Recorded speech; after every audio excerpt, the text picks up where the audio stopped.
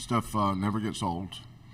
I think coaching in the NCAA tournament for basketball is every kid's dream.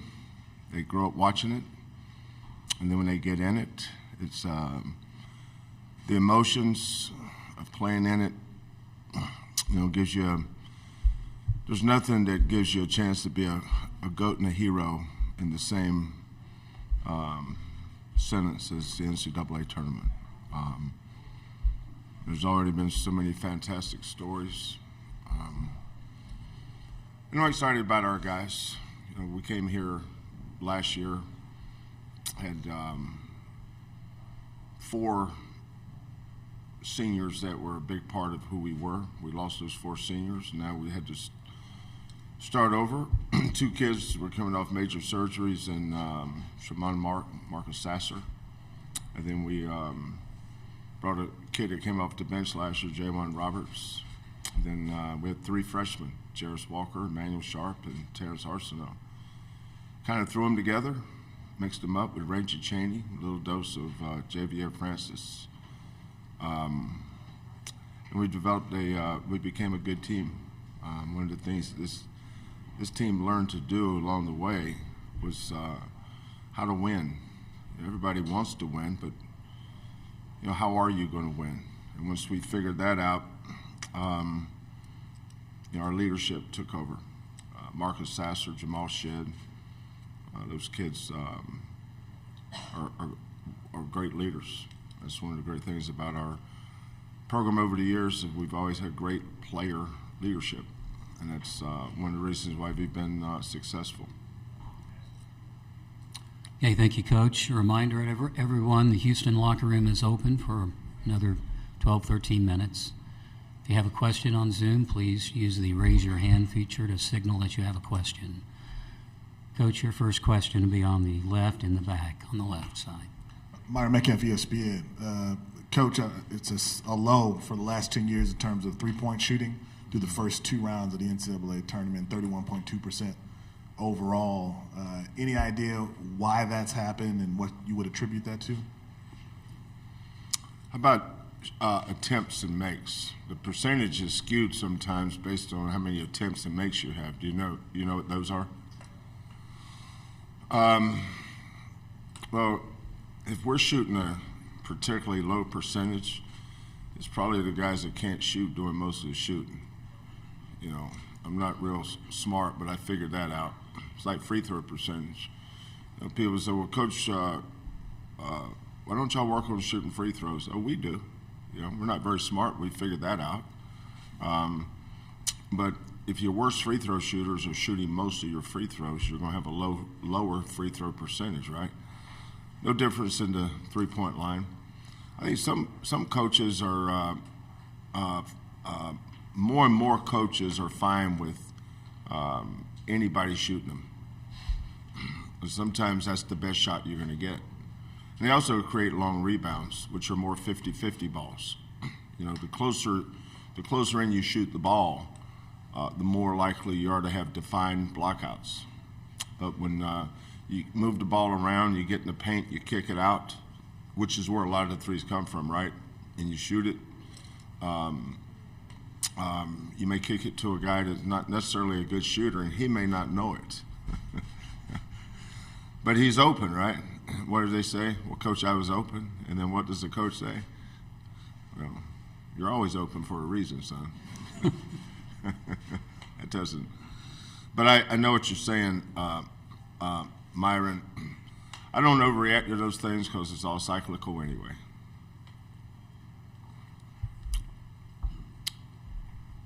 Other questions for Coach? I think we have one here on the front. Second row, actually, on the aisle. Go ahead. Coach, Chris Gardner, Houston Roundbar Review. Just a little bit off topic. Just what are your thoughts on Willis Reed and his passing?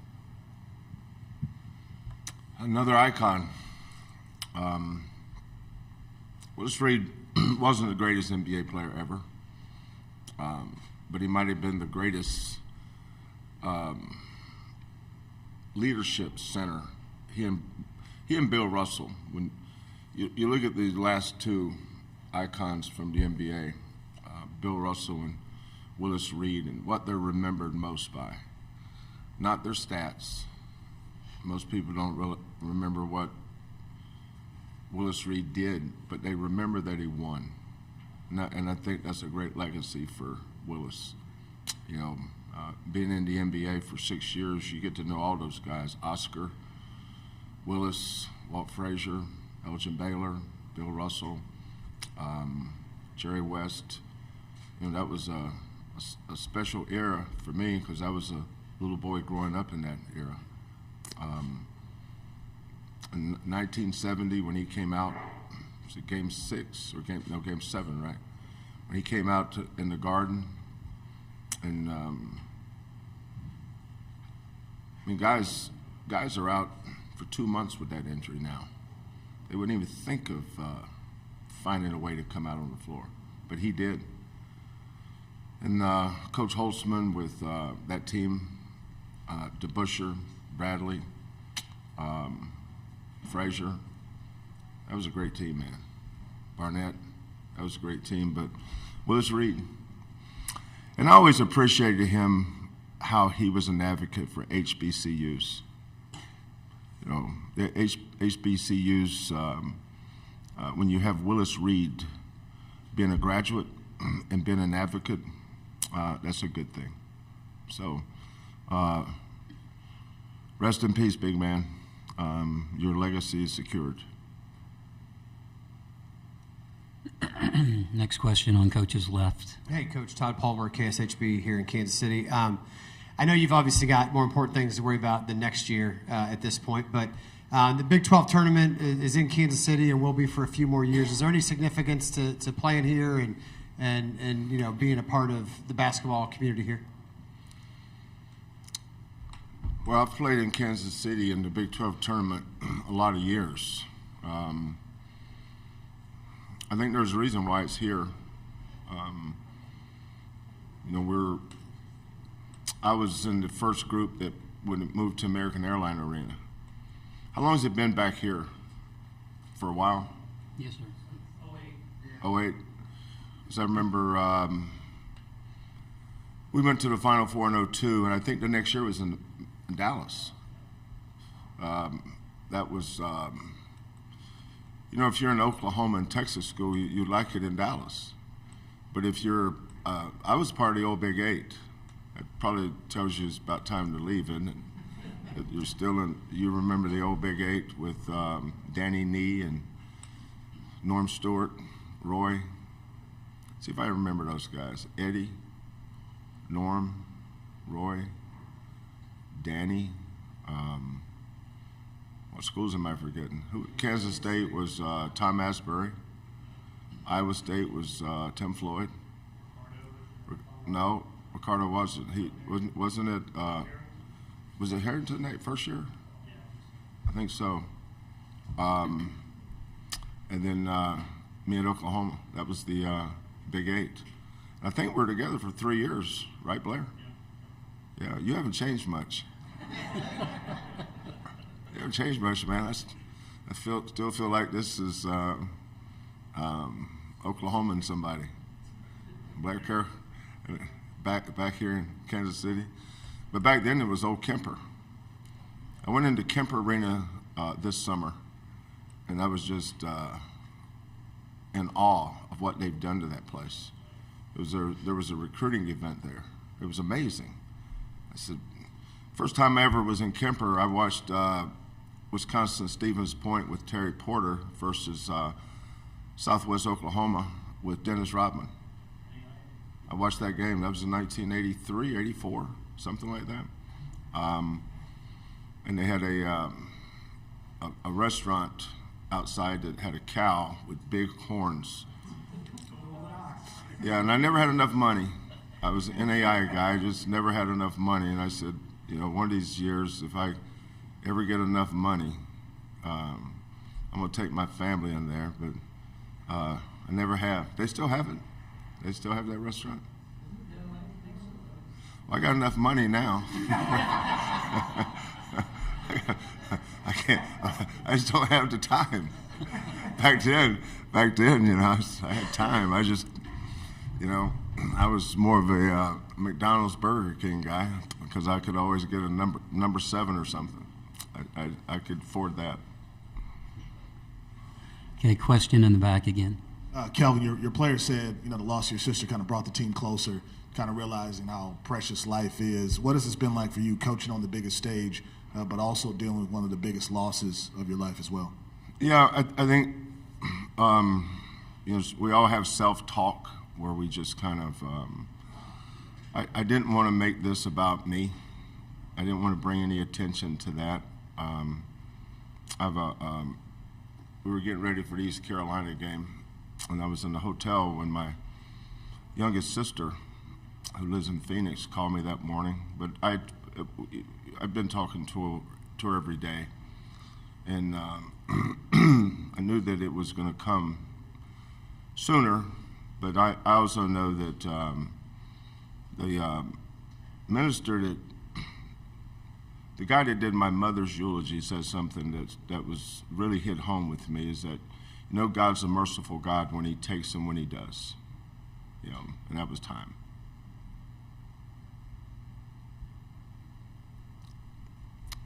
Okay, here on the front. Calvin Dennis Dodd, CBS Sports.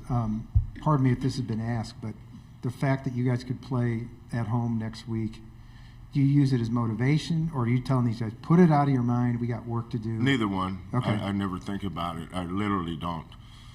Probably everybody does but me. I don't care. I'm not most people. I don't march to anybody's drummer but mine. I literally do not get influenced by other people.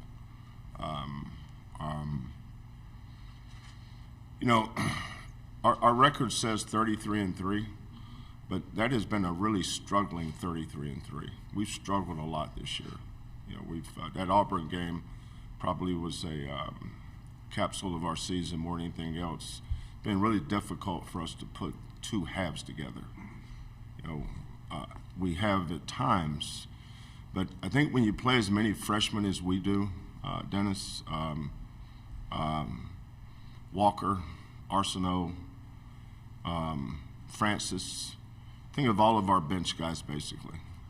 Javier Francis is 19 years old. Walker's 19, Arsenault, and Sharp. That's 4 of our top 8 are in Cheney. So 4 of our top 9 are freshmen. That's going to lend to inconsistency. Last year, we had 4 starters that were all either grad students. We had one kid in their 6th year, Tajay Moore. He was a 6-year guy. They were either 4th, 5th, or 6th year. This year, they're all first-year guys. We're not a 33 and a dominant team. I've had teams. People say, "Well, this is your best team." Well, that's your opinion. The only person's opinion that matters on that is mine, because I coached them all.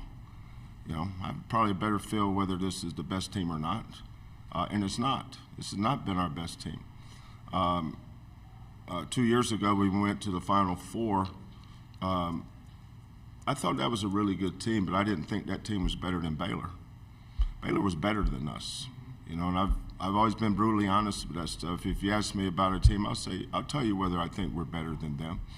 But we weren't better than Baylor. Last year, though, I didn't think there was a great team.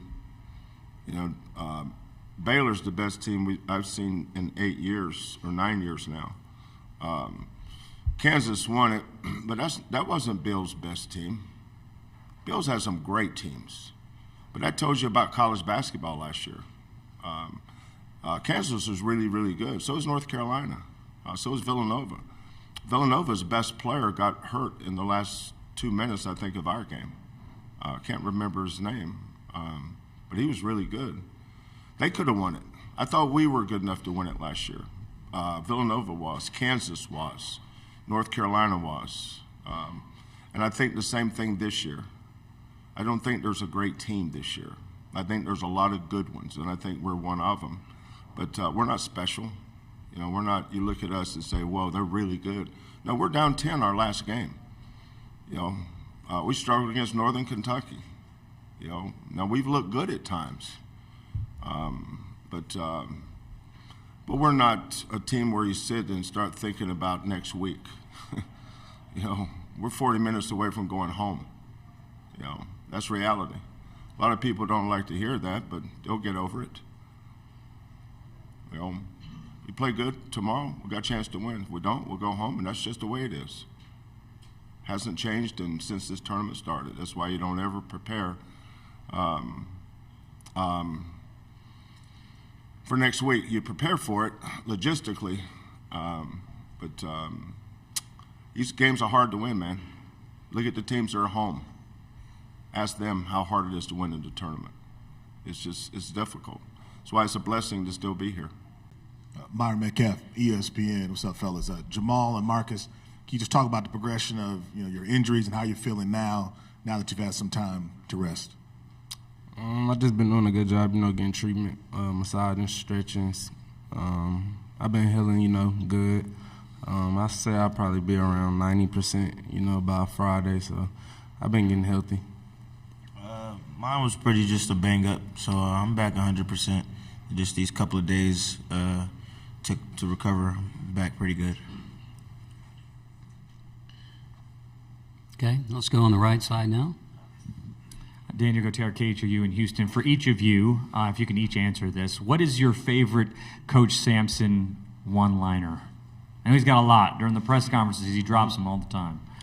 So, if you guys think, what does he tell you guys? What's your favorite saying that he has?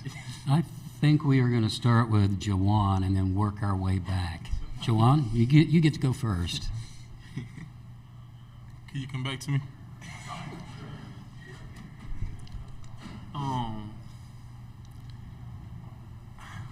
I'll go with softer than puppy poop in the rain.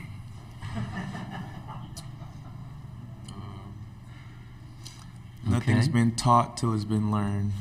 Something like that, yeah. And none has been learned until it's been taught.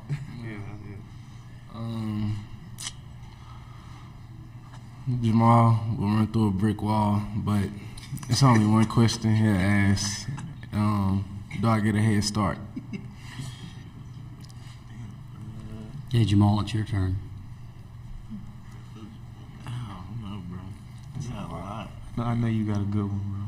Nah, bro, because it's just like he be saying it in the got a moment. lot. I don't really even think about him. All of them, he makes you just think about him. So I don't know. I don't know. No, I don't got one off the top.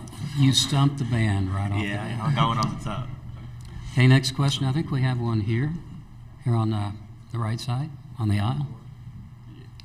Chris Gardner, Houston Round Review. Jarace, now the tournament has started. Are you playing any more locked in defensively? I guess you could say that. I don't like to try to change game from game. I try to stay solid.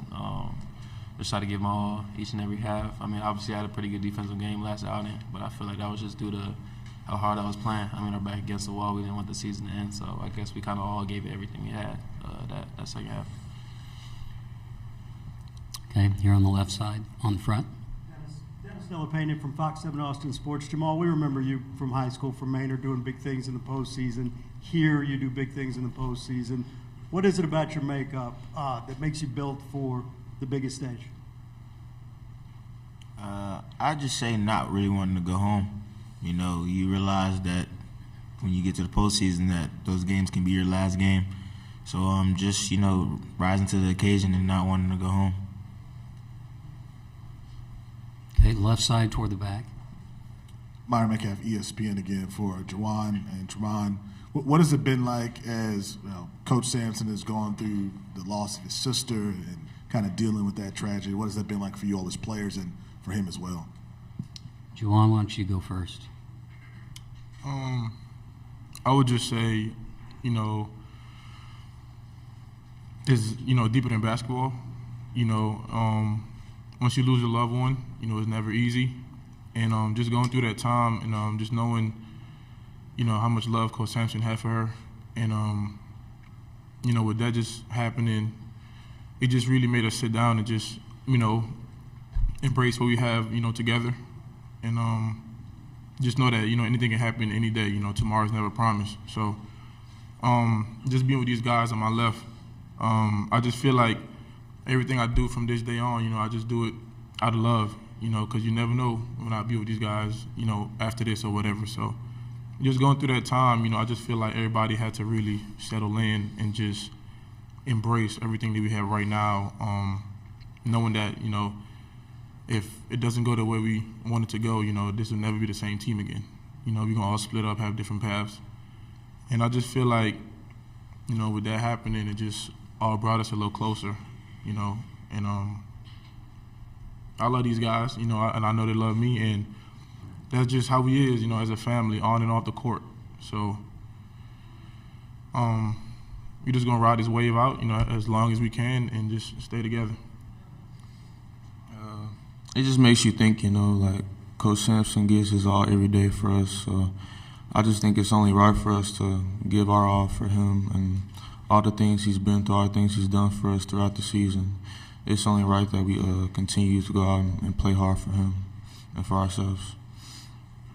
Again, a reminder, if you're listening in on Zoom, please raise your hand function to signal that you have a question. Okay, extreme left. That's CBS Sports. Following up on what Jawan said, there's getting to the Final Four, there's winning a national championship, but you guys could do it in your hometown. What's the word here? Is it pressure? Is it anticipation? Do you feel it from home? Because people have been talking about it all year. Maybe just Marcus and Jamal. I'd say just more anxious. We understand what's at stake, and we know what's at home. But you got to win to get there. So that's why our focus has been on this next game, because Miami's not a pushover. So our focus has been on the next game. We understand what's at stake, but we have the right focus right now. Kind of just like he said, we taking it game by game, one game at a time. Really try not to worry about it too much. Just really be where your feet are. And, we got 2 more games, but, we really don't even look at it like that. We just look at the next game. And if you handle business, next thing you know, you'll be where you want to be. So really just being where our feet are. Swing back to the right here on the aisle. Chris Gardner, Houston Round Bar Review. For all of you, what challenges does Miami present for you guys individually and as a team? They're really good at what they do. They're a really, really good offensive team. Everybody in their team can score the ball in a variety of ways. They can really shoot the ball. Like I said, they're just a really good offensive team. They offensive rebound, they get out and run. And everything that they do, they do it at a good pace, and they know how to play with each other, and they play well together. Basically everything you said. They're very consistent, very active on defense. Really like to run in transition, and they all play good together. Fast-paced team, they like to get out, shoot threes, so we just gotta, do what we usually do, just get out to the shooters and guard the ball the way we usually do, and I think we'll be in a good spot. Okay, our next question on the aisle again, on the right. Mark Berman from Fox Houston. Jamal, start with you and Marcus and all you guys. What does it mean to you, all 5 of you, that y'all have captured the attention of the city of Houston? Jamal, we'll start with you, and then we work our way to the end. They've been behind us all year and showing love. But, the more you win, the more love you'll get. So that goes with, whatever sport, whatever you do in life. The more successful you are, the more love you'll get. So they've been behind us, and it's just been really awesome to, feel the love of the city. Yeah, they've been supporting us, since day one, really. So just to see them always having our back, traveling like this out here. And we be needing it sometimes, we need that energy, especially when other teams go on runs and stuff like that. So we need them for sure. It's been good, the whole season, really, just the energy they provided for us throughout all these games, and it's definitely key here throughout these next games that we'll be having. I just love our fans and the things they've done for us. It just means a lot. That they're willing to obviously come to the games at Fertitta in Houston, Austin, Fort Worth, but also take the time to travel. I know they have busy schedules as well, but they travel with us, show their love and support. So it means the world that we have the ability to show out for them. Basically everything they said. Just being very supportive. Every road game that we play, we look in the crowd, and there's only a portion of Houston fans. You know, so it just shows all the dedication, you know, that they put in, all the time that they invest into us, and they try as much to, you know, travel in packs, and you know, that's what we need, you know, and I always say, you know, we all we got, so just stay together. Okay, we have roughly 4 minutes to go in this interview session, and if you want to ask a question on Zoom, please raise your hand on the Zoom function and let us know. Any other questions here in the room? Guys here on the extreme left toward the back. Myron Metcalf, ESPN, for all five guys. What's your pregame song on your playlist that you go to when you're trying to get ready for a game? Let's start with Jawan on this one and come back toward me. I got a variety of artists that I listen to, but my go-to is, I would say, Meek Mill, just of the motivational purposes in his songs. Yeah. Pre-game, I don't got a song, but I'll probably go with Rallo or G Herbo. They both get me started. Do y'all even know who that is? No. No Rallo? You do? Y'all not gonna know mine, but he go by the name of V's. He real good. I'll probably be listening to Lil Baby or Gunna, one of them. Mine's kind of slow. Like I go Rod Wave or Drake. Yeah. Peace.